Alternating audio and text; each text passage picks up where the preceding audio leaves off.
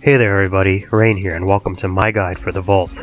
This level 57 dungeon is the 4th new dungeon in Heavensward and is required to progress the main scenario. The first boss encountered in the Vault is Sir Adelphil Brightblade and his gang of buddies. The additional mobs don't play any serious role here, but they are alive and that's a problem, so we might as well kill them first. Sir Adelphil will open with Bloodstain, a mock circle of scorn we've seen in the past. Simply dodge this point-blank circle AoE to avoid extra damage. Once Sir Adelphil has been driven into the ground by your party, he will transform into his true form, Sans Brightblade. Sir Adelphil will perform Holy Shield Bash. A green marker will appear over one player's head, and after a cast, Adelphil will teleport to the player and inflict them with Down for the Count, before hitting them with 3 medium damage slashes. Anyone targeted with Down for the Count should be topped off before Adelphil jumps for them. Sir Adelphil will cast Holiest of Holy, making your white mage feel self-conscious and dealing unavoidable medium party-wide damage. Adelphil will begin jumping around the room, dropping orbs known as Brightspheres. After a short duration, these orbs will detonate and deal splash damage to any nearby players in the order that they spawn, in addition to afflicting them with a fun bleed debuff. Once the Brightspheres begin to detonate, a player will be marked with a white marker and Adelphil will strike them with Execution, a large AoE circle ability, as he lands on their face. Simply move away from the marked player until Adelphil has landed.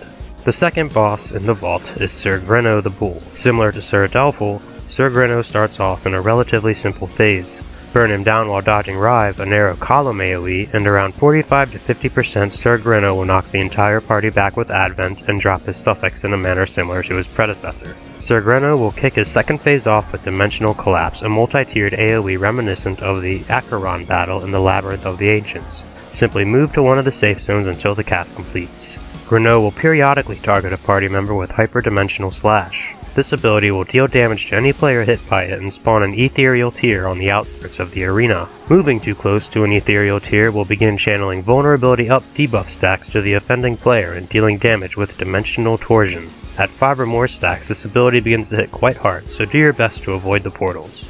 Grenno's next important ability will be Faith Unmoving.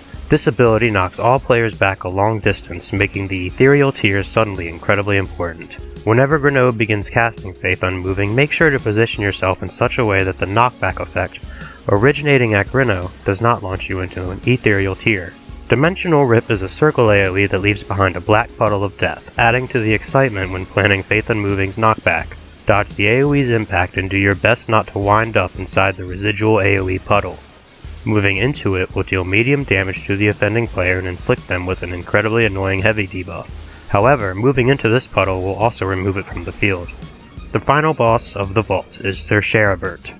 Unlike his predecessors, Sir Sheribert is not interested in wasting too much of your time and starts things off in his one and only form. Sheribert's first noteworthy ability is Heavensflame. 4 fire circles will telegraph around each of the party members. Simply move out of these telegraphs to avoid taking any damage. Sheribert's next mechanic is Holy Chain. This ability will tether 2 players together similar to Rafflesia's Thorny Vines in turn 6. Simply run apart from each other to break the Holy Chain and remove the Burning Chain's debuff before returning to wailing on Sheribert. Sheribert will next summon a line of Dawn Knights and Dusk Knights that will walk across the stage, similar to the final boss of Sunken Temple Hard Mode. Weave in between these knights as they pass to avoid taking damage from turret charge and receiving a slow debuff. Sheribert will also cast Altar Pyre, an unavoidable party-wide AoE that deals medium damage. Sheribert will repeat this ability cycle until 59%. At 59 to 60%, Sheribert will jump into the air and shout, "And now the final curtain," summoning a Dusk Knight, a Dawn Knight, and 8 Holy Flames. The 2 knights will begin to cast column AoEs on the party that should be dodged while everyone works to burn down the Holy Flame adds as quickly as possible. Upon defeating the last of the Holy Flames, Sheribert will blast the party with Pure of Heart, dealing at least medium unavoidable party-wide damage. If any Holy Flames survived, this ability will deal additional damage based on the quantity, but it isn't a tight DPS check, so this shouldn't be a problem. After Pure of Heart, Sheribert will continue to use the same mechanics as before, only now all at once, with the Knight lines now having 2 rows. Simply continue to outmaneuver Sheribert's attacks and he will be down in no time. Congratulations on clearing the Vault. This was another easy dungeon in my opinion, but I think that newer players might have a hard time with the business of Sheribert's last phase. Let me know your opinion below. Thanks for watching my guide, and if you liked it and want to see more of my Heavensward videos, feel free to subscribe. I appreciate your support. Thanks for watching. Until next time, this is Rain, signing off.